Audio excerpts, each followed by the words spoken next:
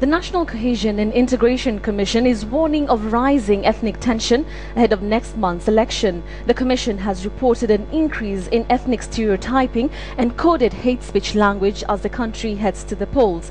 The Commission has banned a number of words and names that it says are being used to stir negative ethnic tension. KTN's Njoka reports.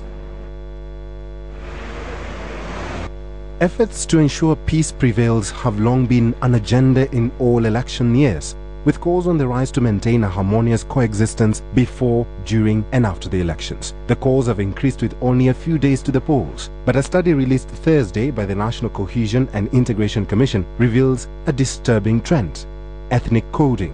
Code names used to identify other communities and perpetuate ethnic stereotyping are evolving among ethnic groups. What is more worrying is that while some are used positively, others are negative and generate outright contempt. We know that a number of societies and communities within the nation are monitoring for hate speech.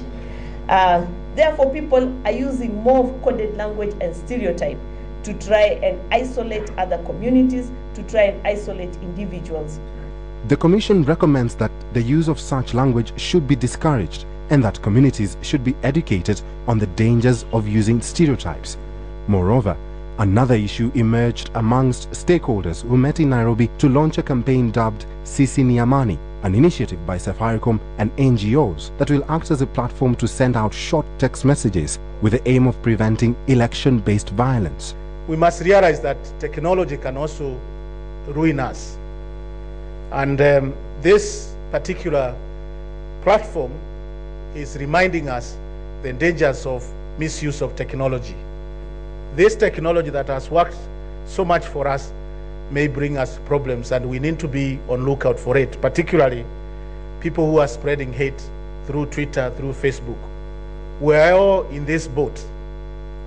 And if you start digging holes in it and it sinks, you will not be saved.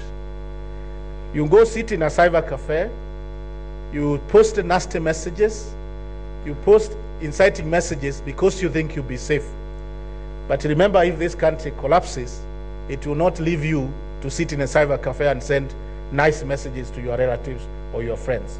The Kenya Police Service has expressed concern over political utterances that it says they border on hate speech. Police Inspector General David Kimayo, through his spokesman Charles Owino, declared that all counties will be under the radar to mitigate propagation of such utterances during the election period.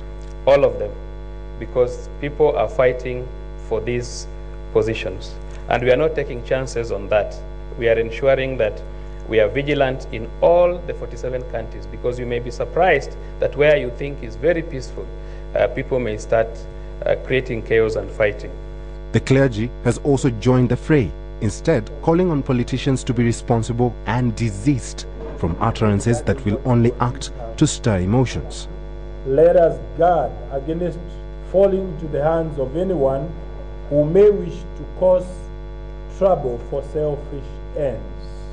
The police have been ordered to investigate and monitor the source of hate messages being spread through mobile phones, Twitter, and even Facebook. So the next time you use this gadget to send a text to your friend, your relative, or even your enemy, you need to be very wary of what you tell them.